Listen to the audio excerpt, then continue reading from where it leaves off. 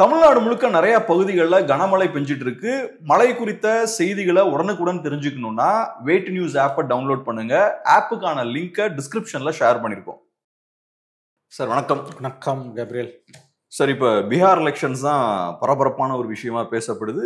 இன்னும் ரொம்ப கம்மியான நாட்கள் தான் இருக்கு எலெக்ஷனுக்கு. ஃபர்ஸ்ட் ஃபேஸை பொறுத்தளவுல நவம்பர் 6ஆம் தேதி ஃபர்ஸ்ட் ஃபேஸ் ஸ்டார்ட் ஆகுது. ஸோ இப்போ ரெண்டு முக்கியமான அலைன்ஸ் இருக்காங்க. ஸோ இப்போ என்டிஏவை பொறுத்தளவுல ஓரளவுக்கு சீட் ஷேரிங் எல்லாமே ஸ்மூத்தா முடிஞ்சிருச்சு. ஓரளவுக்கு ஜெல் ஆகிற மாதிரியான ஒரு தோற்றம் இருக்கு வெளியிருந்து பார்க்கும்போது. மகாகட்பந்தனை பொறுத்தளவுல நிறைய குழப்பங்கள் இருக்கிறத பார்க்க முடியுது. காங்கிரஸ் நிறைய சீட்ஸை டிமாண்ட் பண்றாங்க. ஸோ காங்கிரஸுக்கும் ஆர்ஜேடிக்கும் இடையே நிறைய ஒரு மோதல்கள் போயிட்டு இருக்கு. அது போக இப்ப ஜேஎம் பார்த்தோம்னா அலைன்ஸ்ல இருந்து அவங்க வெளியேறிட்டாங்க. நாங்க பீகார்ல கட்டஸ்ட் பண்ணலன்னு சொல்லி அவங்க பின்வாங்கிட்டாங்க. ஸோ இந்த மாதிரியான குழப்பங்கள் பார்த்தோம்னா மகாகட்பந்தன்ல போயிட்டு இருக்கு. அது மட்டும் இல்லாம சில தொகுதிகளில் பார்த்தோம்னா மகாகட்பந்தன்ல கூடிய பார்ட்டிஸே ஆப்போசிட்டா கண்டெஸ்ட் பண்றாங்க. ஆர்ஜேடியும் காங்கிரஸும் கண்டெஸ்ட் பண்றாங்க. சிபிஐயும் பார்த்தோம்னா கண்டெஸ்ட் பண்றாங்க. ஸோ இந்த சிக்கல்கள்லாம் போய்கிட்டு இருக்கு. எப்படி ஓவராலா சூழலை பாக்குறீங்க? முக்கியமான ஒரு ஸ்டேட் பீகார். 40 மக்களவை தொகுதிகள். ஜார்க்கண்ட் அதுலேருந்து பிரிஞ்ச பிறகு 40 மக்களவை தொகுதிகள். ஜார்க்கண்டுக்கு 16, 56 மொத்தம். பிரித்ததில் 40 பீகாருக்கு இருக்குது. சட்டமன்றத்தில் 243 தொகுதிகள். ஃபஸ்ட்டு ஃபேஸ் நவம்பர் 21 121 தொகுதிகளுக்கும், செகண்ட் ஃபேஸ் 11 நவம்பர் 11 122 சீட்டுக்கும் கண்டெஸ்ட்டு. நவம்பர் 14 இதே கவுண்டிங் வச்சுருக்காங்க. மகாகட்பந்தன் சொல்லக்கூடிய இந்தியா கூட்டணி, அது இந்தியா கூட்டணின்னு சொல்லாமல் மகாகட்பந்தன் தான் அவங்க சொல்கிறாங்க. அது ஏன்னு தெரியல நமக்கு. Congress, RJD, number 1 RJD, number 2 அதில் காங்கிரஸ்ஸு, அதுக்கு பிறகு இவங்க லெஃப்ட் பார்ட்டிஸ் இருக்காங்க. அப்புறம் வேறு சில குட்டி குட்டி கட்சிகள்லாம் இருக்குது. சிபிஎம்எல் தான் அங்கே ஸ்ட்ராங்கு. சிபிஐ அடுத்தது, ரொம்ப வீக்காக இருக்கிறது சிபிஎம். இந்த முறை, கடந்த முறை சிபிஎம்எல் 16 எம்எல்ஏ வேணுமோ ஜெயிச்சு வச்சுருந்தாங்க. அவங்களே இப்போ கம்ப்ளீட்டாக ஆர்ஜேடி காங்கிரஸ் அலையன்ஸில் ஒன்றா நிற்கிறாங்க. ஆன்டி பிஜேபி, ஆன்டி மோடியில். கிட்டத்தட்ட ஒரு 20 தொகுதிகள், இந்த ஃபஸ்ட்டு ஃபேஸுக்கு போகக்கூடிய 20 தொகுதிகளில் ஃப்ரெண்ட்லி கான்டெஸ்ட்னு சொல்லக்கூடிய ஆர்ஜேடி காங்கிரஸ் அல்லது காங்கிரஸ் சிபிஐ அல்லது வேறு கூட்டணி கட்சிகளுக்கும், ஆர்ஜேடிக்கும் வேறு கூட்டணி கட்சிகளுக்கும் காங்கிரஸுக்கும் ஒன்று போட்டி நிலவுது. சீட்டு ஷேரிங்கை பண்ண முடியல. இன்றைக்கி அதாவது நம்ம பேசி கொண்டிருக்கக்கூடிய 21ஆம் தேதி தான் மனுக்களை வாபஸ் பெறுவதற்கான கடைசி நாள். மதியம் 3 மணிக்குள்ளே வாபஸ் வாங்கணும்னு நினைக்கிறேன். அதில் எவ்வளோ பேர் வாபஸ் வாங்குவாங்க? அப்படி ஆகலைன்னா ஒரு கிட்டத்தட்ட 15லேருந்து 20 தொகுதி, ரஃப்லி 15 to 20 constituencies, that is nearly 10 to 12% of the first phase friendly contest போகுன்றாங்க. ஃப்ரெண்ட்லி கண்டெஸ்ட்னா அது ஓட்டு உடையும் 20 சீட்டில். இதை தவிர காங்கிரஸில் சீட்டு வாங்குறதுல துட்டு வாங்கிட்டு சீட்டு வாங்கிட்டு கொடுத்துட்டாங்கன்னா பெரிய அடிதடிலாம் நடந்திருக்குது காங்கிரஸில். பிஜேபிக்குள்ளேயும் சிக்கல்கள் இருக்குது. பிஜேபி, ஜனதா தள் யுனைடெடில் சீட்டு, அதை தாண்டி குட்டி கட்சிகளுக்குள்ள குஷாவா பார்ட்டி, அப்புறம் இவர் சிராக் பாஸ்வான், அங்கேயும் சிக்கல் இருக்குது. பட் சீட் ஷேரிங் ஒழுங்காக இருந்திருக்குது. இந்த மாதிரி ஓவர்லேப்பிங் ஆஃப் சீட் ஷேரிங் அங்கே இல்லை. அந்த நாமினேஷனில் அந்த பிரச்சனை இல்லாமல் தான் இருந்திருக்குது. It's a crucial state. Hindi, hardcore Hindi belt. BIMARU ஸ்டேட்டுன்னு வறுமை மிகுந்த மாநிலம் என்று வர்ணிக்கப்படுகிறது. சுதந்திர இந்தியாவின் 78 ஆண்டு கால சுதந்திர இந்தியாவின் வரலாறில் ஒரு மாநிலத்திலிருந்து இந்தியாவின் மற்ற மாநிலங்களுக்கு வேலை தேடி மக்கள் புலம்பெயர்வது எந்த மாநிலத்தில் நம்பர் 1 முதல் மாநிலம்னா அது பீகார் தான்.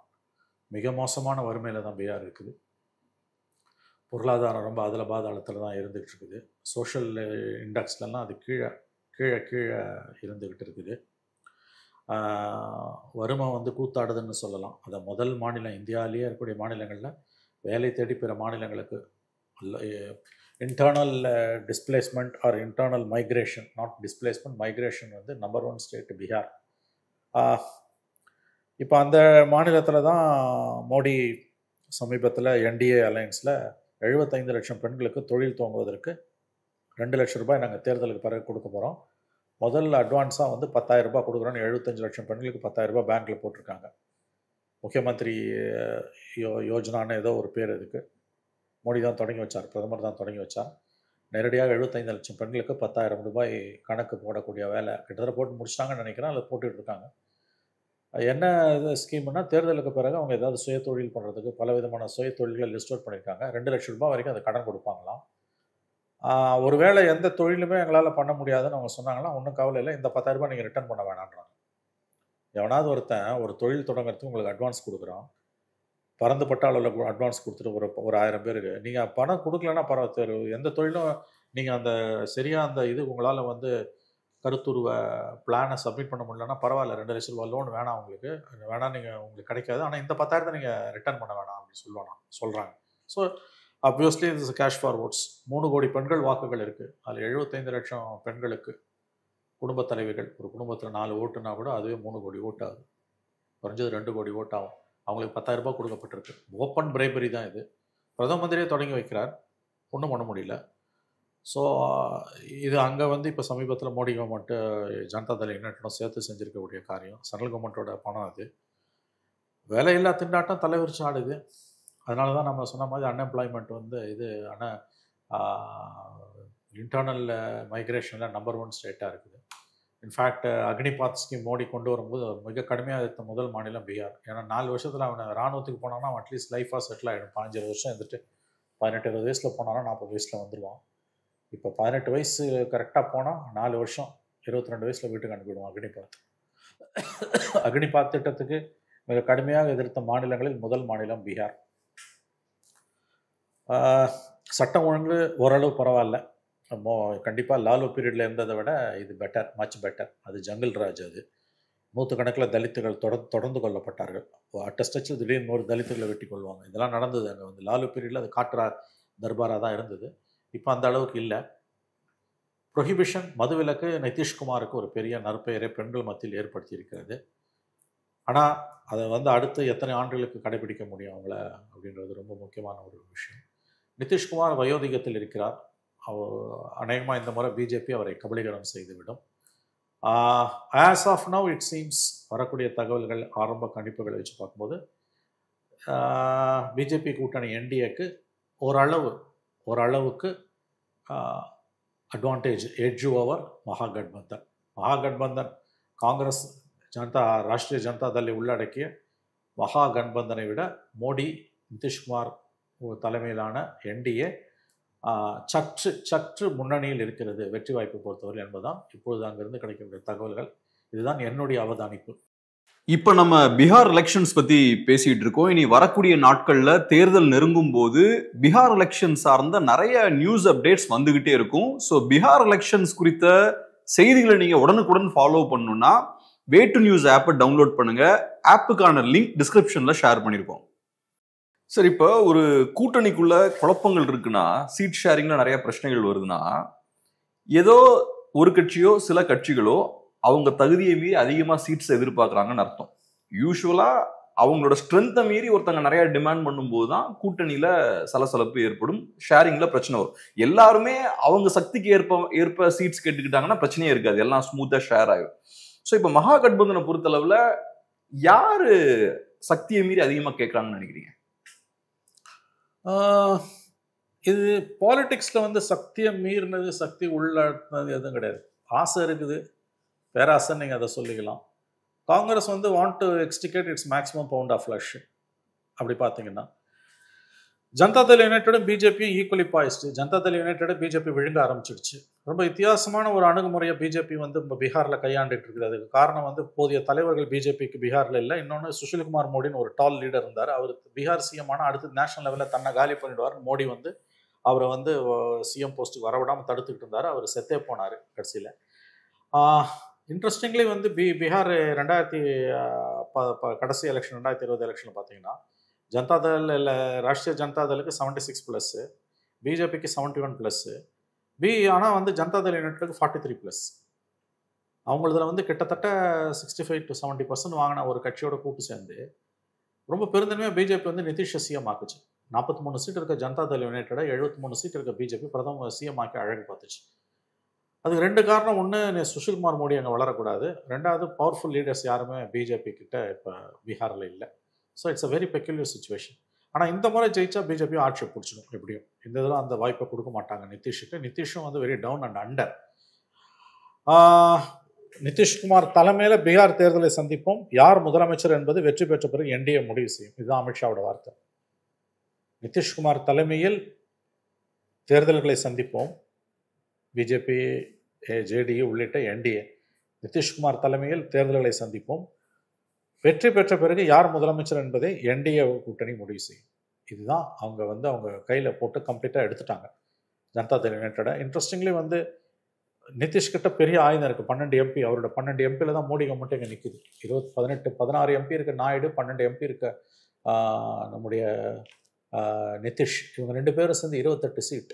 வேற மோடிக்கு 240 தான் இருக்குது, 32 சீட்ஸ். அதில் 268 வரைக்கும் இவங்க புஷ் பண்ணி கொண்டு வந்துடுறாங்க. இந்த 2 பேர் இல்லைன்னா கவர்மெண்ட் இல்லை. அப்படி இருக்கும்போது நிதிஷால் அட்வான்டேஜ் எடுக்க முடியல, மோடி அட்வான்டேஜ் எடுத்துட்டாரு. கண்டமேனிக்கு நிதிஷ்குமார் பேசுகிறார். ஆங்கிலத்தில் சொன்னால் செனிலிட்டி வந்துடுச்சு அவருக்கு. வயோதிகத்தின் காரணமாக அவர் சற்றே தன்னுடைய சுய நினைவை இழந்து கொண்டிருக்கிறார். அதாவது புத்தி பேதரிக்கிறதுவாங்களே, is lost is mental balance வாங்கல. டு சர்டன் எக்ஸ்டென்ட் அப்படி தான் இருக்குது. அவர் பேசுகிற பேச்சு, அவரோட பாடி லாங்குவேஜ், கை உதறது, அவர் சிரிக்கிறது, அவரோட என்டையர் பாடி லாங்குவேஜ் அவர் கம்ப்ளீட்லி சரண்டர்டு வித் பிஜேபின்னு தான் தோணுது. இத்தனைக்கும் அவர் கண்ட்ரோலில் தான் கவர்மெண்ட் இருக்குது, சென்ட்ரல் கவர்மெண்ட். ஆனாலும் மோடி கை தான் இதில் ஓங்கி இருக்குது, பீகாரை பொறுத்த வரைக்கும் ஓங்கி இருக்குது. As of now it looks a slight advantage for NDA, அப்படி தான் தோணுது எனக்கு. அஃப்கோர்ஸ் இன்னும் நாள் இருக்குது. நீங்கள் தகுதிக்கேற்ற மாதிரி ஆசைப்படுறது தப்பான வார்த்தை. ஏன்னா அரசியல்ன்றது ஆர்ட் ஆஃப் பாசிபிள். என்ன பெரிய தகுதி? எனக்கு நீ 2 எம்பி தான் கொடுப்பேன், 2 எம்எல்ஏ தான் கொடுப்பேன், நான் 10 கேட்குறேன், நீ எனக்கு 7 கொடுத்தினா கூட நான் வளர்ப்பேன். கையில் பவர் இருந்தால் கட்சியை வளர்க்கலாம். தகுதியை பற்றி நான் பேசல. நான் பேசுறது ஸ்ட்ரென்த். இப்போ எனக்கு ஒரு இடத்துல ஸ்ட்ரென்த் இருக்கணும், அப்போ நான் ஒரு சீட்டை கேட்கலாம். இப்போ ஒன்றும் இல்லை, போன 2020 எலெக்ஷன்ல 70 சீட்ஸ்ல கண்டெஸ்ட் பண்ணாங்க நினைக்கிறேன் காங்கிரஸ். 19ல ஜெயிச்சாங்க நினைக்கிறேன். ஆமா, அவங்களோட ஸ்ட்ரைக் ரேட் பார்த்தா ரொம்ப மோசமா இருக்கு. ஒழுங்கா அந்த சீட்ஸை ஆர்ஜேடி கொடுத்துருந்தா அவங்க ஜெயிச்சிருப்பாங்க. எஸ். ஸோ அப்போ உங்களுக்கு ஜெயிக்கக்கூடிய கெப்பாசிட்டி இல்லாம நிறைய நெகோசியேட் பண்ணி சீட்ஸை வாங்குறீங்க, கடைசியாக தோத்துறீங்க, உங்களால டெலிவர் பண்ண முடியல. அதே தான் ஜேடியூக்கும் 2020ல. ஸோ அதனாலதான் இப்ப ஜேடியூவை டவுன் சைஸ் பண்ணிட்டாங்க. ஸோ அதே விஷயத்த காங்கிரஸ் ஸ்லைட்டா டவுன் சைஸ் பண்ணிருக்காங்க. பட் இருந்தாலும் காங்கிரஸ் ஸ்ட்ராங்கா டிமாண்ட் பண்றாங்க. ஸோ அப்படி ஆகும்போது என்ன ஆகும்னா, இப்ப பாருங்க, ஒண்ணு மாத்தி மாத்தி உங்க அலையன்ஸுக்குள்ளே கண்டெஸ்ட் பண்ணிக்கிறீங்க, அது அந்த பர்டிகுலர் சீட்ஸை பாதிக்குன்றது ஒண்ணு. அது போக ஓவராலா அலையன்ஸ்க்குள்ள ஒரு கெமிஸ்ட்ரி இல்லைன்ற சிக்னலையும் காட்டுது. எக்ஸாக்ட்லி, கெமிஸ்ட்ரி இல்லை, மகாகட்பந்தனுக்குள்ள கெமிஸ்ட்ரி இல்லை. இந்தியா பிளாக்ன்றதை ஏன் மகாகட்பந்தன் மாத்தினாங்கன்னு தெரியல. ஆல் இந்தியா லெவலில் தான் இந்தியா பிளாக், உள்ளுக்குள்ள மகாகட்பந்தன் சொல்றாங்க. அதான் சிக்னல், ரைட்? அதான் சிக்னல். எனவே இருந்துட்டு போட்டும், பெயர் என்ன வேணா இருக்கட்டும், அது முக்கியம் இல்லை. ஆன்டி பிஜேபி ஃப்ரண்ட் அவங்க கட்டமைப்பு வச்சிருக்காங்க. அங்க சிபிஎம்எல் ரொம்ப கடுமையாக இந்தியா பிளாக், ஆர்ஜேடி, காங்கிரஸ் அலையன்ஸை சப்போர்ட் பண்ணி பேசிட்டு இருக்காங்க. இன்ட்ரெஸ்டிங்லி சிபிஐ தான் அடுத்த பவர்ஃபுல் பார்ட்டி. சிபிஎம் ரொம்ப நெக்லிஜிபிள். ஏக இந்தியாவில் சிபிஎம் பவர்ஃபுல்லாக தான் இருக்குது. பவர்ஃபுல்லானா எங்கெல்லாம் உங்களுக்கு பார்ட்டி அப்பாரட்டஸ் இருக்கோ அங்கே சிபிஎம் பவர்ஃபுல். தேசிய அளவில் அவங்க ஸ்ட்ராங். தேசிய அளவில் இன்னைக்கு ரொம்ப பலவீனமான நிலைமையில் இருக்காங்கன்னு வச்சுக்கோங்க. அவங்களோட நேஷனல் ரெஜிஸ்ட்ரேஷனே அடுத்த முறை அநேகமாக பறி போகலாம். நான் மொத்தமே அவங்களுக்கு 3 எம்பி, அதில் 2 பேர் தமிழ்நாட்டிலேருந்து போனவங்க. தமிழ்நாட்டை நீக்கிட்டு பார்த்தீங்கன்னா போத் சிபிஎம் அண்ட் சிபிஐ 2 பேருமே 0. CBI complete 0. சிபிஎம்முக்காவது ஐ திங்க் ராஜஸ்தான்லேருந்து ஒரு எம்பி, சிபிஐக்கு அது கூட கிடையாது, தமிழ்நாட்டிலேருந்து போன 2 தான். ஸோ தமிழ்நாடு சென்ட்ரிக் பார்ட்டிஸ் தான் அவங்க 2 பேரும். இப்போ இந்த பீகாரை பொறுத்த வரைக்கும் சிபிஐ எம்எல் அங்கே பவர்ஃபுல்லாக இருக்காங்க. லிபரேஷன் தீபங்கர் பட்டாச்சார்ஜி அவர் ராகுல் காந்தியோட, தேஜஸ்வியோட எல்லா விதமான இதுலேயுமே கேம்பெயின்லையுமே கலந்து கொண்டிருக்கிறார். கிட்டத்தட்ட உங்களுக்கு 15 ஆண்டுகளாக இந்த கவர்மெண்ட் நீடிக்குதுன்னு நினைக்கிறேன். 15 இயர்ஸ் இல்லையா? 2005 2010 அப்ப நிதிஷ்குமார்னு பார்த்தோம்னா ஏற்கனவே 20 இயர்ஸ் அவர் தான், நியர்லி 20 இயர்ஸ் நினைக்கிறேன். நடுவில் சின்ன ஒரு பீரியட் தவிர 20 இயர்ஸ். அதனால தான் பிஜேபி அவரை அழகாக ஃபோக்கஸ் பண்ணி எலெக்ஷன்ல நிற்கிறான். அவரோட 12 எம்பி ஆதரவு இல்லைன்னா இன்னைக்கு கவர்மெண்ட்டே இல்லை. ஆனால் மோடிக்கு பிஜேபிக்கு நிதிஷுக்கு கொடுக்குற மரியாதை பார்த்தீங்கன்னா அதுக்கு டிஸ்ப்ரொபோர்ஷனேட்டாக இருக்கு. எல்லாரையும் சாப்பிட்ற பிஜேபி ஜேடியூவையும் சாப்பிடும். அப்படிதான் நம்ம இதை பார்க்கணும். ஸோ இஷ்யூஸ்ன்னு பார்த்தீங்கன்னா வேலை வாய்ப்பு, சட்டம் ஒழுங்கு, இதெல்லாம் ஒரு பெரிய இஷ்யூவாக இருக்குது. எதிர்கட்சிகள் ஓட்டுச்சோரின்னு ஒன்று ஆரம்பித்தாங்க, ஓட்டு திருட போகுது அப்படின்னு சொல்லிட்டு. அந்த எஸ்ஐஆருக்கு எதிராக போராடி கடைசியில் 63 லட்சம் பேரை நீக்கினாங்க. அதை எப்படியோ சுப்ரீம் கோர்ட்டில் ஃபைட் பண்ணி சேர்த்துருக்காங்க. அது பாராட்ட வேண்டிய ஒரு விஷயம். பட்டு அங்கே அவ்வளோ சீக்கிரமாக பிஜேபியை இந்த கவர்மெண்ட்டை வீட்டுக்கு என்டிஏவால் அனுப்ப முடியாது அப்படின்னு தான் அங்கேருந்து வரக்கூடிய ரிலேபிள்ஸ் தகவல்கள் சொல்லுகின்றன. அஃப்கோர்ஸ் நாள் இருக்குது. கிரெடிபிள் ஒப்பீனியன் போல்ஸ் இன்னமும் வரல. அது வந்த பிறகு தான் நம்மளால் ஓரளவாக மைண்டை மேக்கப் பண்ண முடியும். நான் பார்த்த அளவில் டெஃபினட்டா பெரிய ஆன்டி இன்கம்பன்சி இருக்கு சார் என்டிஏவுக்கு எதிராக. ஏன்னா இப்போ நிதிஷ்குமார் 20 இயர்ஸா அவரு சிஎம்மா இருக்காரு, ஏற்கனவே 20 இயர்ஸ் சிஎம்மா இருக்காரு, அன்எம்ப்ளாய்மெண்ட் இருக்கு, பெரிய வறுமை இருக்கு. இதெல்லாம் இருந்ததுன்னா டெஃபினட்டா ஒரு வயசான ஒரு லீடருக்கு மேல பெரிய ஆன்டி இன்கம்பன்சி இருக்கும். அவர் ஒரு வீக்கான லீடர் தான் பார்க்கப்படும். அந்த ஆன்டி இன்கம்பன்சி டெஃபினட்டா என்டிஏவுக்கும் அது ஷிஃப்ட் ஆகும். ஆனா அவங்களுக்கு இருக்கக்கூடிய ஒரே அட்வான்டேஜ் என்னன்னு நான் பாக்குறேன்னா, ஒன்னு ஆன்டி இன்கம்பன்சி ஓட்ஸை பிரிக்கிறதுக்கு நிறைய ஃபோர்ஸஸ் இருக்காங்க. பிரசாந்த் கிஷோர் உள்ள இருக்காரு, அவர் ஆன்டி இன்கம்பன்சி ஓட்ஸ் ஓவைசி இருக்காரு, பிஎஸ்பி இருக்காங்க. இவங்க எல்லாம் வந்து பிஜேபிக்கு வந்து ஒரு ஆமா ஃபங்க்ஷன் பண்றவங்க, ஆன்டி பிஜேபி ஓட்ட உடைக்கிறதுக்கு இவங்க எல்லாம் நிறைய உதவி செய்வாங்க. ஆமா, அந்த ஆன்டி இன்கம்பன்சி ஃபேக்டர் அங்க நியூட்ரலைஸ் ஆயிருதுன்னு நினைக்கிறேன் இவங்கனால. ஆமா, அது ஒரு அட்வான்டேஜ் அவங்களுக்கு இருக்குது. ரெண்டாவது, இந்த 75 lakh விமனுக்கு 10,000 rupees போட்டது ஒரு கேம் சேஞ்சரா இருக்குன்றாங்க. அது மிகப்பெரிய ஒரு விஷயம். பிகாஸ் ஒரு 75 lakh நீங்கள் போடுறீங்க அப்படின்னா, ரொம்ப கன்சர்வேட்டிவ் எஸ்டிமேட் படி பார்த்தீங்கன்னா ஒரு ஃபேமிலியில் there will be around 4 people. அதுவும் பீகார்லாம் வந்து பாப்புலேட்டட் ஸ்டேட். 3லேருந்து 4 பேர்னு போட்டிங்கன்னா 1.5 கோடியிலேருந்து 2 கோடி. ஈவன் கன்சர்வேட்டிவ் எஸ்டிமேட்ஸில் 3 வச்சுட்டீங்கன்னா நாட் லெஸ் தான் 1.5 crore. 1.5 crores வந்து அந்த ஓட்ஸ் வந்து கிட்டத்தட்ட 90% of that votes assured for NDA. So blatant corruption இது. கேஷ் ஃபார் ஓட்ஸுன்றது 10,000 ரூபாய் தூக்கி நீ பேங்க் அக்கௌண்ட்டில் போடுறது தான். ஏன்னா வந்து கடந்த காலங்களில் இப்படிப்பட்ட பெனிஃபிஷரிஸை வந்து கொஸ்டின் பண்ணியிருக்காங்கன்னா ஐ மீன் விமர்சனங்கள் வந்துருக்குது, இது எப்படி பண்ணலாம் அப்படின்னு. பட் இங்கே அந்த மாதிரி எதுவுமே இல்லை. வெளிப்படையாக கவர்மெண்ட்டே வந்து ஓட் சோரின்றது வந்து கேஷ் ஃபார் ஓட்ஸ் பண்ணிட்டு இருக்காங்க. So that could be a game சேஞ்சர்ன்றாங்க. அந்த 75 லட்சம் பெண்களுக்கு 10,000 ரூபாய் கொடுத்து 2 ஃபேஸ் இருக்குது. ஃபஸ்ட்டு ஃபேஸ் வந்து என்டிஏக்கு குரூஷியல்ன்றாங்க. ஏன்னா என்டிஏ பவர்ஃபுல்லாக இருக்க சீட்ஸில் தான் அந்த நாளை நவம்பர் 6ஆம் தேதி நடக்கக்கூடிய 121 சீட்ஸுக்கு வருது. செகண்ட் ஃபேஸ் தான் மற்றவங்களுக்கு என்டிஏக்கு. Bihar is a very very complicated state, one of the important states. முதல் 15 ஆண்டுகள் வந்து இந்தியாவோட சுதந்திரத்துக்கு பிறகு வளர்ச்சி பாதையில் போன பீகார் அதுக்கு பிறகு கீழே விழ ஆரம்பிச்சது. காங்கிரஸோட ஊழல், காங்கிரஸோட குடும்ப அரசியல், அதுக்கு பிறகு லல்லு பிரசாத் யாதவோட எழுச்சி, ஜாதி அரசியல், சமூக நீதி, அதுக்கு பிறகு வந்து ஜங்கல் ராஜ்னு சொல்லக்கூடிய படுமோசமான சட்டம் ஒழுங்கு பிரச்சனை. ஒரு ரயில்வே மினிஸ்டராக இருக்கும்போது அவர் ஓரளவு சாதிச்சார், அதையும் நம்ம மறுக்க முடியாது. பட் இன்றைக்கி அது பழைய பெருங்கால டப்பா. இன்றைக்கி வந்து அது லல்லு வந்து கம்ப்ளீட்லி அண்டர் இடி ஸ்கேனர். இப்போ ஒரு வாரத்துக்கு முன்னால் கூட நோட்டிஃபிகேஷன் போகிற அன்றைக்கி லல்லு ஒரு மகன் மனைவி மேலே இடி சார்ஜஸ் ஃப்ரேம் பண்ணியிருக்காங்க. அப்போ சரியான கேசஸ் அவர் மேலே இருக்குது. கால்நடை ஊழலே வந்து கிட்டத்தட்ட 6 கேஸ் என்னமோ இருக்குது. ஒரு கேஸ் தான் ஜட்ஜ்மெண்ட் வந்து அவர் கன்விக்ட் பண்ணப்பட்டிருக்காரு. லாலு வந்து ஃபேட் அவுட் அந்த ட்விலேட் இயர்ஸ் ஆஃப் ஹிஸ் லைஃப். தேஜஸ்வியால் ஃபுல்லாக வந்து அதை கேப்சர் பண்ண முடியுமான்னு தெரியல. இப்போ நாமினேஷன்ஸ் நோட்டிஃபிகேஷன் போடுற அன்னைக்கு கூட வந்து இடி வந்து லாலு அவர் மனைவி ராபரி தேஜஸ்வி மேலெல்லாம் சார்ஜஸ் ஃப்ரேம் பண்ணுறாங்க. ஸோ அந்த கேசஸை போட்டு இருக்கிறாங்க. எனவே it is become part of the game. அவங்கள பொறுத்த வரைக்கும் அந்த இடி கேசஸ், சிபிஐ கேசஸ்லாம் அப்படியே போய்கிட்டே இருக்குது. ஒரு கேஸில் அவர் கன்விக்டடு லாலு. அடுத்து தேஜஸ்வி என்ன எப்படி அன்சர்க்கிள் பண்ண போகிறாங்க, இடி கேசஸ் எந்த அளவுக்கு சுற்றி உழைக்க போகுதுன்னு நமக்கு தெரியல. எப்படி பார்த்தாலும் வந்து இட்ஸ் அ டஃப் ஃபைட் தான். இட்ஸ் அ வெரி க்ளோஸ் கால்ன்றாங்க. Very slight maybe 1% or 1.5% difference தான் வந்து இருக்குன்றாங்க. That could go either way. So பெரிய ப்ராப்ளமாக மகாகட்பந்தனுக்கு இருக்கிறது சீட் ஷேரிங்கில் இருக்கக்கூடிய ப்ராப்ளம். ஒரு 20 சீட் வந்து உங்களுக்கு வந்து உட்கட்சி பூசலால் உடையுதுன்னா that's advantage for BJP alliance, NDA alliance. திருப்பி இன்னும் அந்த கேள்வி கேட்குறேன் சார். இப்போ சொல்லப்படுற விஷயம் என்னன்னா, இப்போ ஜார்க்கண்ட் முக்தி மோர்ச்சா வெளியேறிட்டாங்க, அவங்க நாங்கள் கண்டெஸ்ட் பண்ணலன்ட்டாங்க. அவங்க சைட்ல என்ன சொல்றாங்கன்னா, தேஜஸ்வி யாதவ் வந்து மெச்சூர்டா ஹேண்டில் பண்ணல சிச்சுவேஷனை, அது போக காங்கிரஸும் எங்களுக்கு ஆதரவாக பேசல அப்படின்ற மாதிரி சொல்றாங்க. ஸோ ஒரு சைட்ல இந்த சீட் ஷேரிங் ப்ராப்ளமுக்கான காரணம் தேஜஸ்வி யாதவ்ன்றாங்க. இன்னொரு சைட்ல நிறைய பேர் ராகுல் காந்தியும் பிளேம் பண்றாங்க. ராகுல் காந்தி ரொம்ப அவரோட அப்ரோச் வந்து கொஞ்சம் திமிர்த்தனமா இருக்கு, திமிர்த்தனம்ன்றதை விட கொஞ்சம் அக்ரெசிவா இருக்காரு, அகாமடேட்டிவா இல்லைன்னு சொல்றாங்க. 2 லீடர்ஸ் மெயின் பிளேயர்ஸ். அங்க யாருக்கிட்ட பிரச்சனை இருக்குன்னு நினைக்கிறீங்க? அப்படி பார்க்கலாமா?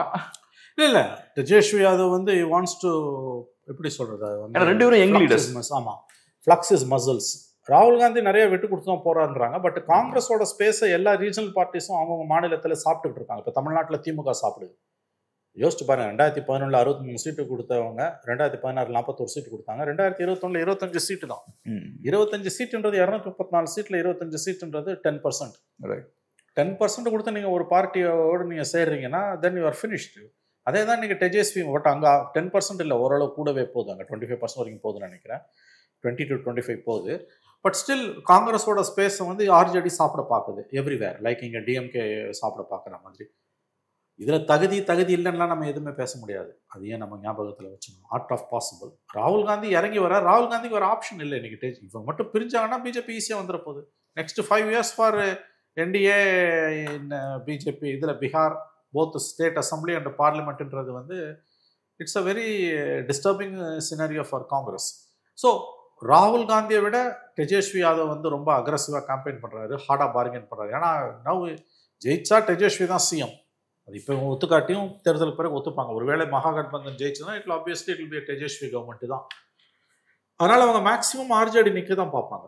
இன்னொரு இன்ட்ரெஸ்டிங்கான ஒரு விஷயம் என்னன்னா, நான் ஒரு கட்டுரை ஒன்று படித்தேன். அதில் சொல்ற விஷயம் என்னன்னா, என்டிஏ பொறுத்தளவுல நிதிஷ்குமாரையும் மோடியையும் ஈக்குவலா ப்ரொஜெக்ட் பண்றாங்க. பட் இங்க மகாகட்பந்தனை பொறுத்தளவுல தேஜஸ்வி யாதவ் மட்டும் தான் ப்ரொஜெக்ட் பண்ண போறாங்க. சிஎம் ஃபேஸ் கூட சரியா இல்லைங்க, மற்ற யாரையும் ப்ரொஜெக்ட் பண்ண மாட்டேங்கிறாங்க. ஸோ சிங்கிள் ஃபேஸ் தான் தேஜஸ்வி யாதவ் தான். அங்க அந்த ரெண்டு பேரோட ஃபேஸையும் ஈக்குவலா ப்ரொஜெக்ட் பண்றாங்கன்ற ஒரு ஆர்குமெண்ட். அங்க மோடி ஃபேக்டரும் ஒர்க் அவுட் ஆகுது, அதுல சந்தேகம் இல்லை. எஸ்பெஷலி விமன் மத்தியில வந்து ஒர்க் அவுட் ஆகுதுன்றாங்க. இன்ஃபேக்ட் லோக்கல் லீடர்ஸை பொறுத்த வரைக்கும் நிதிஷுக்கு மச் அட்வான்டேஜ் அமங் விமன், வேற தேஜஸ்விக்கும் காங்கிரஸுக்கும் வந்து மென் மத்தியில் அட்வான்டேஜ் இருக்குன்றாங்க. ஸோ இட்ஸ் இந்த 75 lakh விமனுக்கான 10,000 rupees வந்து good be a game changer. அது ஓப்பனாகவே அடிச்சிருக்காங்க போட்டு. உங்களுக்கு வந்து ஒரு குடும்பத்தில் 4 ஓட்டு, அஸ்யூமிங் தட் 3 ஓட்டுனா நீங்கள் பார்த்தீங்கன்னாலும் 1.5 crore votes, 1.5 to 2 crore votes major game changer. அது அதையும் மீறி ஜெயிக்கணும்னா I think Congress and RJD இன்னும் நிறைய ஃபைட் பண்ண வேண்டியிருக்கும். இதுல இந்த ஓட்சோரி மாதிரியான விஷயங்கள் எந்த அளவுக்கு வந்து இவங்களுக்கு ஒர்க் அவுட் ஆக போகுதுன்னு தெரியல எனக்கு. ஏன்னா there is one view that somebody has return. அதாவது ஒரு பக்கம் ஓட்சோரின்னு சொல்லிட்டு ப்ராசஸையே கொஸ்டின் பண்ணிட்டு எலெக்ஷன்ல போய் காங்கிரஸும் ஆர்ஜேடியும் ஏன் நிற்குது? இட்ஸ் அ சூசைடு தானே. இப்போ தோத்தா என்ன பண்ணுவீங்க? ஓட்சோரின்னு ஜெயிச்சிட்டா. So when you enter a process you're accepting. நீங்கள் ஒரு ப்ராசஸ்க்குள்ளே என்டர் ஆகிட்டீங்கன்னா அதோட நியூட்ரலிட்டியை நீங்கள் அக்செப்ட் பண்ணுறீங்க. அக்செப்ட் பண்ணாமல் நீங்கள் போகல. நம்ம டீடைல்டா பேசியிருக்கோம். என்னன்னா, இப்ப ஒரு கேம்ல பார்ட்டிசிபேட் பண்றீங்கன்னா அந்த ரூல்ஸ் ஆஃப் த கேம் நீங்க முதல்ல அக்செப்ட் பண்ணணும். நான் ரூல்ஸே அக்செப்ட் பண்ணாம நான் கேம்ல பார்ட்டிசிபேட்டே பண்ண முடியாது. சோ நீங்க பார்ட்டிசிபேட் பண்றீங்கனால சிஸ்டம் அக்செப்ட் பண்றீங்கன்னு அர்த்தம். ஆமா, அப்ப எது கோட்சோரியை பேசுறீங்க? கோட்சோரியை பத்தி அவ்வளவு பேச்சு பேசிட்டு பீகார் பூரா வந்து கிட்டத்தட்ட 17 நாள் வந்து ரேலி நடந்து போனாரு, பைக்ல போனாரு, கார்ல போனாரு, எல்லாத்துலயும் போன ராகுல் காந்தி. தேஜஸ்வி யாதவ் எல்லாம் கலந்துக்கிட்டாரு, ஸ்டாலின் கூட போய் கலந்துக்கிட்டாரு. மார்ச் 6ஆம் தேதி, அக்டோபர் 6ஆம் தேதி நினைக்கிறேன், நோட்டிஃபிகேஷன் வந்த அடுத்த நிமிஷம் வந்து ஓட்சோரியை பற்றி பேசல. இப்போ தோத்துட்டா என்ன பேசுவீங்க? That risk factor is there. ஓட்சோரியை பற்றி ராகுல் காந்தியோட ஆட்டிடியூடுன்றது it has undermined the Congress position in contesting the elections. நீ வந்து சொன்ன மாதிரி வந்து ஒரு சிஸ்டத்துக்குள்ளே போகிறேன்னா அந்த சிஸ்டத்தோட ரூல்ஸ் அண்ட் ரெகுலேஷனை ஒத்துக்கிட்டு தான் போகணும். அந்த சிஸ்டத்து மேலே உனக்கு ஏதோ ஒரு நம்பிக்கை இருந்தால் தான் நீ உள்ளே போகிற. You must have some trust in the system while dealing with that system. ஆனால் இப்போ நீங்கள் என்ன பண்ணீங்க? அந்த சிஸ்டத்தோட க்ரெடென்ஷியல்ஸையே கொஸ்டின் பண்ணிட்டு சேலஞ்ச் பண்ணிட்டு இப்போ மறுபடியும் உள்ளே போய் இது எப்படி காங்கிரஸுக்கு உதவிகரமாக இருக்க போகுதுன்றது எனக்கு தெரியல. ஏன்னா தெர் ஆர் ரைட் அப்ஸ். நீ ஓட் சோரின்னு சொல்லிட்டு இந்த எலெக்ஷனை ராகுல் காந்தி, தேஜஸ்வி எல்லாம் பாய்காட் பண்ணியிருந்திருக்கோம். இந்த மினிட் அனௌன்ஸ் பண்ண உடனே ஏன்னா ஆல் சார்ட்ஸ் ஆஃப் ஹல்லாபுல்லா நீங்கள் வந்து ஓட் சோரி, ஓட்டை திருடிட்டான்ட்டு போனீங்க. டோன்ட் யூஸ் தட் வேர்ட்ஸ்ன்னு சுப்ரீம் கோர்ட் ஏற்கனவே வந்து பல முறை அவருக்கு சொல்லியிருக்கு. Use decent words. மன்னிப்பு கேட்டார் ராகுல் காந்தி. அது பேர் என்ன, சவுக்கிதார் கே சோரன்னு சொல்லி, வாட்ச்மேனை திருடன் ஆகிட்டான். இந்த வார்த்தை அடிக்கடி ராகுல் காந்தி வாயிலேருந்து வருது. இப்போ அதுதான் வந்து ஒரு பிரைம் மினிஸ்டரை பார்த்து நீ எப்படி சோறுன்னு சொல்லலாம், அந்த கேள்வி வந்தது. அதுக்கு மன்னிப்பு கேட்டார் பார்லிமெண்ட்டில். இது சுப்ரீம் கோர்ட்டில் ரிட்டர்ன் அஃபிடவிட். இப்போ மறுபடியும் ஓட் சோரின்னு ஆரம்பிச்சிருக்கீங்க. இப்போ ஓட் சோரின்றது வந்து ஓகே, அது அவ்வளோ பெரிய இஷ்யூனா தென் why are you participating in the election? இல்லை, அது சின்ன இஷ்யூவோ பெரிய இஷ்யூவோ ஓட் திருட்டு இருக்கு நீங்க நம்புனீங்கன்னா நீங்க எலெக்ஷன்ல பார்ட்டிசிபேட் பண்ணக்கூடாது. அப்புறம் ஏன் போறீங்க? அதான் லாஜிக். அதாவது வந்து it's a bitter inner contradiction. அதாவது வந்து unbelievable self contradiction. நம்ப முடியாத சுய முரண்பாடு. காங்கிரஸும் ஆர்ஜேடியும், எஸ்பெஷலி காங்கிரஸ் 6ஆம் தேதிக்கு முதல் நாள் வரைக்கும் நீங்க ஓட் சோரி, ஓட்டை திருடிட்டான், ஹைட்ரஜன் பாம்பு போடுவேன் அப்படின்லாம் சொன்னீங்க. இந்த மாதம் போடுவாருன்றாங்க. அந்த கர்நாடகாவில் நடந்ததை எடுத்து ஒரு கிளாரிஃபிக் இதெல்லாம் கொடுத்தாரு, பவர் பாயிண்ட் ப்ரெசன்டேஷன்லாம் அவர் கொடுத்தாரு. பட் ஃபண்டமெண்டல் இஷ்யூ ஓட்டு திருடுறான். அசிசட் ஓட்டுகள் வாக்குகள் திருடப்படுகின்றன. நீ எப்படி போய் வந்து அந்த ப்ராசஸ்க்குள்ளே பார்ட்டிசிபேட் பண்ண முடியும்? ரெண்டாவது, நான் எப்படி பார்க்கணும், ரொம்ப இம்மெச்சூர்டாகவும் நான் பார்க்குறேன். எலெக்ஷன் இஷ்யூ கிடையாது, எலெக்ஷனை இன்ஃப்ளூயன்ஸ் பண்ணக்கூடிய இஷ்யூ இது கிடையாது. எலெக்ஷன் என்ன மாதிரியான இஷ்யூஸ்லாம் இன்ஃப்ளூயன்ஸ் பண்ணணும்னா, இப்போ விவசாயிகள் பெரிய பாதிப்பை ஃபேஸ் பண்ணுறாங்கன்னா நீங்கள் அதை பேசுனீங்கன்னா பாதிக்கப்பட்டவன் நீங்கள் பேசுறதை கேட்கும்போது அதோட கனெக்ட் ஆகும். ஓட்டு திருட்டு அப்படின்றது என்னைக்குமே அது ஒரு எலக்டோரல் இஷ்யூவா, எலெக்ஷனை இன்ஃப்ளூயன்ஸ் பண்ணக்கூடிய இஷ்யூவா மாறாது. இன்ஃபேக்ட் இவங்க பிரியங்கா காந்தி அந்த மிஸ்டேக் பண்ணாங்க. அஃப்கோர்ஸ் இது எடுக்கல. யூபி எலெக்ஷன்ல அவங்க விமனை மையமா வச்சு எலெக்ஷனை அவங்க கண்டெஸ்ட் பண்ணாங்க. அந்த மாதிரி போக முடியாது. மக்களோட கனெக்ட் ஆகிற மாதிரி இஷ்யூஸ் நீங்க கையில் எடுத்தாதான் அது எலெக்ஷன் இம்பாக்ட் ஏற்படும். இல்லை, நான் ஒன்று கேட்குறேன், ஓட் சோரின்றது நீங்க எப்படி பெரிய விஷயம் இல்லைன்னு சொல்லுங்க. ஓட்டு திருடப்படுதுன்றது தேர்தல் காலத்தில் வச்சு தானே ராகுல் காந்தி பேச முடியும். மக்கள்கிட்ட அதை கொண்டு போய் தானே பேச முடியும். 63 லட்சம் ஓட்டு எடுத்திருக்காங்க. சுப்ரீம் கோர்ட்ல போய் ஃபைட் பண்ணி தான் அதை ரெஸ்டோர் பண்ண முடிஞ்சுது. ஏன்னா குறைஞ்சபட்ச நியாய தர்மம் இல்லாமல் எலெக்ஷன் கமிஷன் நடந்துக்குது. Simple sir. இப்போ என்னன்னா, இப்போ நான் போய் ஓட்டு போட போறேன். நான் ஓட்டு போடுறதுனால என் ஓட்டு திருடல, அதனாலதான் நான் ஓட்டு போட போறேன். ஸோ நீங்க ஓட்டு திருட்டு பேசினால அதுல நான் அஃபெக்ட் ஆயிருக்க மாட்டேன். நான் போய் ஓட்டு போடுறேன்னா நீங்க என்கிட்ட என்ன பேசணும்னா, கேப்ரியல் இன்ஃப்ளேஷன் அதிகமா இருக்கு, கேப்ரியல் நீ பாரு, நீ வாங்கக்கூடிய காய்கறிகளோட ரேட்லாம் இன்க்ரீஸ் ஆயிருச்சு, உன்னோட சேலரி கம்மியாயிருக்கு, இதெல்லாம் நீங்க பேசணும்னா அதோட நான் கனெக்ட் ஆவேன். நீங்க என்ன சொல்றீங்க, ஓட்டு திருட்டு நடந்திருக்குன்னு சொல்றீங்க. நான் போய் ஓட்டு போட போறேன், எனக்கு அதுல பாதிப்பே இல்லையே. ஓட்டு போட போறவனுக்கு என்ன பாதிப்பு இருக்கிறதுனால? ரெண்டாவது இன்னொன்னு முக்கியமான சொல்றேன், காங்கிரஸ் ஓட்டர்ஸ் டிமோட்டிவேட் ஆவாங்க. எப்படியும் ஓட்டு திருட்டு இருக்கு, பிஜேபி ஏதோ கோல்மால் பண்ணி ஜெயிச்சிருவாங்கன்னா நாம எதுக்கு ஓட்டு போடணும்? பிஜேபி காரன் வந்து ஃபுல்லா ஓட் போடுவான். ஏன்னா அவன் நம்புறான், அந்த சிஸ்டம் நம்புற சிஸ்டத்தை நம்புறான், திருடதையும் நம்புறான். If at all it happens. So anyway, vote சோரின்றது எனக்கு அதில் ஐம் நாட் ஃபுல்லி அக்ரிமெண்ட். இது எலக்டோரல் இஷ்யூ கிடையாது. அதான் என்னால் அதை முழுதும் ஒத்துக்க முடியல. அது வந்து ஏன்னா வந்து சக மனிதனோட வாக்குகள் திருடப்படுதுன்னா அது என்னோட பிரச்சனையும் கூட தான். எனவே அதை நம்ம பேசுவோம் அப்புறமா. ஓட் சோரியை பத்தி இது முக்கியமான இஷ்யூ இல்ல நான் சொல்ல வரல. எலெக்ஷன்ல இது உங்களுக்கு டிவிடெண்ட்ஸ் தராது மட்டும் தான் சொல்றேன். நீங்க சொல்றது டிவிடெண்ட் தராதுன்னு சொல்றேன். அதான் எலக்டோரல் இஷ்யூன்னு சொல்றேன். ஏன்னா ஓட்ட போட போறவனுக்கு பிரச்சனை இல்ல, அவனுக்கு ஓட்டு இருக்கு. ஆமா, ஆஃப் கோர்ஸ். ஆனா அவனை பாதிக்கிறது லாண்ட் ஆர்டர், இன்ஃப்ளேஷன், அன்எம்ப்ளாய்மெண்ட், இதுதான் அவனை பாதிக்கும். அவனோட நீ கனெக்ட் ஆகணும்ல. அது அவரு என்ன மாதிரி பண்ணாங்கன்னா ஐ மோர் ஃபண்டமெண்டல் இஷ்யூ. ஓட் ஸ்டோரின்னு நேற்று வரைக்கும் பேசிட்டு இன்னைக்கு நோட்டிஃபிகேஷன் வந்தோடனே அதை பேசாம ஜஸ்ட் இன்டு தி சிஸ்டம். நீங்க அது உள்ள போய் வந்து சீட் ஷேரிங்ல அடித்தடியாவது எல்லாம் பண்ணுது. அப்ப நீங்க வந்து எலெக்ஷன் கமிஷனை நம்புறீங்க. கரெக்ட், எலெக்ஷன் கமிஷன் நம்புறீங்க. எனவே Bihar is very very important state Gabriel. அது வந்து மோடியோட அரசியல் வாழ்க்கையில ஒருவேளை அவங்க பீகாரை வந்து என்டிஏ ரீட்டைன் பண்ணிச்சுன்னா மோடியோட ஸ்டேக்ஸ் உயரும். ஒருவேளை ரீட்டைன் பண்ணலாம் அப்பயும் ஒன்றும் மோடியோட ஸ்டேக்ஸ் கீழே குறையாது. As long as is there 29 வரைக்கும் மோடிக்கான ஸ்பேஸ் தான் நான் பார்க்குறேன். For Mahagathbandhan it is very very crucial. இந்த எலெக்ஷனை காங்கிரஸ் கூட்டணி, ஆர்ஜேடி கூட்டணி ஜெயிச்சே ஆகும். ஜெயிக்காட்டி பிஜேபிக்கு ஒன்றும் பெரிய லாஸ் இல்லை, என்டிஏக்கு. வேற இவங்களுக்கு கண்டிப்பாக வந்து காங்கிரஸ் கூட்டணி, மகாகட்பந்தன், ராஷ்ட்ரிய ஜனதா தள், அது it's very very important. It's in a way வந்து very crucial election for the NDA, sorry crucial election for Mahagathbandhan, that is India bloc. என்டிஏக்கு வந்து தலை போகிற அளவுக்கான ஒரு வேலை. Even if they lose, I think they will manage. அப்படிதான் எனக்கு தோணும். இன்னொரு இன்ட்ரெஸ்டிங்கான ஒரு விஷயம் என்னன்னா சார், குறிப்பா என்டிஏ அலைன்ஸ்ல சிராக் பாஸ்வானுக்கு கொடுக்கப்படக்கூடிய முக்கியத்துவம், 29 சீட்ஸ் கொடுத்துருக்காங்க. இது பெரிய ஒரு முக்கியத்துவம் அவர் கொடுக்குறாங்க. அப்கோர்ஸ் ஒரு வகையில முக்கியத்துவமும் அவருக்கு இருக்கு. ஏன்னா 20ல அவர் கண்டெஸ்ட் பண்ணும்போது தனியாக கண்டெஸ்ட் பண்றாரு, ஜேடிஓ காலி பண்ணிடுறாரு. 24ல 4-5 சீட் ஜெயிச்சிருக்காருன்னு நினைக்கிறேன். ஸோ அவரு ஏதோ ஒரு வகையில ஸ்ட்ரென்தன் ஆயிருக்காரு. ரெண்டாவது அவரை யூஸ் பண்ணி ஜேடியூ நீங்க வீக்கன் பண்றீங்க, ஜேடியூவை டவுன் சைஸ் பண்ணியாச்சு அவரை யூஸ் பண்ணி. பட் இருந்தாலும் இவ்வளவு பெரிய ஜெனராசிட்டி கொஞ்சம் ஆச்சரியமா தான் இருக்கு. 29 சீட்ஸ் சிராக் பாஸ்வானுக்கு. அதான் அதுல நமக்கு புரியாத விஷயங்கள் இருக்கும். சிராக் பாஸ்வானுக்கு அவ்வளவு பெரிய ஒரு முக்கியத்துவத்தை ஏன் கொடுத்தாங்க அப்படின்னு. அது நிதிஷ் டவுன் சைஸ் பண்றது கூட இருக்கு. கரெக்ட், டவுன் சைஸ் ஆகுது. நிதிஷ் டவுன் சைஸ் பண்றது. யாரையும் வந்து அமித்ஷா மோடியை வளர விட மாட்டாங்க, வாழ விட மாட்டாங்க, இன்க்ளூடிங் தேர் ஓன் பீப்புள். இப்போ குஜராத்தில் பாருங்க, 4 நாளைக்கு முன்னால 29 மந்திரி ரிசைன் பண்ணிட்டு புதுசா வராங்க. மோடி அங்கிருந்து குஜராத்ல இருந்து 2004 வந்த பிறகு யோசிச்சு பாருங்க, இந்த 11 வருஷத்துல 12 வருஷத்துல can you name the chief ministers who rule the state? இப்போ இருக்கவரோட சேர்த்து பார்த்தீங்கன்னா 3 சீஃப் மினிஸ்டரும் 4 சீஃப் மினிஸ்டரும். அவங்க பேரை சொல்லுங்க, யார் மனசுலையும் பதியக்கூடாதுன்றதான் மோடி அமித்ஷாவோட எண்ணமே. நீங்கள் இந்த மாதிரி வந்து லீடர்ஸை வந்து லோக்கல் பாலிடிக்ஸில் ஆட்சியில் இருக்கும்போது ஷஃபில் பண்ணிகிட்டே இருந்தீங்கன்னா அது உங்கள் கட்சியை பலவீனப்படுத்தும். அதை இப்போ ஒரு பாலிசி வந்து மோடி பிஜேபி ஃபாலோ பண்ணுறது என்னென்னா வந்து குஜராத்தில் வந்து 12 வருஷம் ஒரு கோல் வச்சுனதுனால தான் 2001 to 14 13 இயர்ஸ் போல் வச்சுனது தான் டெல்லியில் வந்து அவரால் வந்து பார்லிமெண்ட்டில் அப்போ பவருக்கு வந்த பிறகு சஸ்டெயின் பண்ண முடியும். ஏன்னா entire machinery, financial structure, corporates எல்லாம் கையில் வந்துடுறாங்க. அதனால் தனக்கு காம்படிட்டர் வரக்கூடாதுன்றதுல ரொம்ப தெளிவாக இருக்கார். நீங்கள் பார்த்தீங்கன்னா மத்திய பிரதேஷில் சிவராஜ் சிங் சௌஹான் அங்கேருந்து தூக்கி சென்ட்ரல் கேபினெட்டுக்கு கொண்டு வந்தார். குஜராத்தில் எந்த முதலமைச்சரையும் செட்டில் ஆகவிடலை. 2014 மே மாதம் டெல்லிக்கு வந்தார் மோடி. இந்த 12+ இயர்ஸில் 12.5 இயர்ஸில் குஜராத்துக்கு சிஎம்மாக 3 பேரோ 4 பேரோ வந்திருக்காங்க. அவங்க நேமெல்லாம் கேட்டால் யாராலையுமே சொல்ல முடியாது எனக்கு தெரிஞ்சு. அதில் ரொம்ப தெளிவாக அவங்க இருக்காங்க, எந்த ஸ்டேட்லையும் யாருமே வந்துடக்கூடாது அப்படின்றதுல. பட் இங்கே பொறுத்த வரைக்கும் நீங்கள் வந்து பீகாரில் வந்து நிதிஷ்குமாரை வந்து பிரைம் மினிஸ்டர் கேண்டிடேட்டாக இந்தியா பிளாக் அக்செப்ட் பண்ணாததான் அவர் இங்கேருந்து போகிறதுக்கு ஒரு முக்கிய காரணம். எனவே இனிமேல் பீகார் வந்து ஜேடியூக்கு அவ்வளோ பெரிய அளவில் கண்ட்ரோல்டாக இருக்காது. மோடியை பொறுத்த வரைக்கும் ஜேடியு இஸ் நாட் அ சேலஞ்சுன்னு தான் எனக்கு தோணுது. ஏன்னா 12 எம்பிஸும் பிஜேபி கண்ட்ரோல் இருக்காங்க, கம்ப்ளீட்லி பிஜேபி கண்ட்ரோல் இருக்காங்க. நிதிஷ் வந்து on is 12 years of his life அவர் ஃபிசிக்கலாகவும் அவரால் வந்து பெருசாக ஒன்றும் இது பண்ண முடியல. தெளிவாகவே தெரியுது அவர் வந்து இஸ் கெட்டிங் செனைல் அப்படின்றது.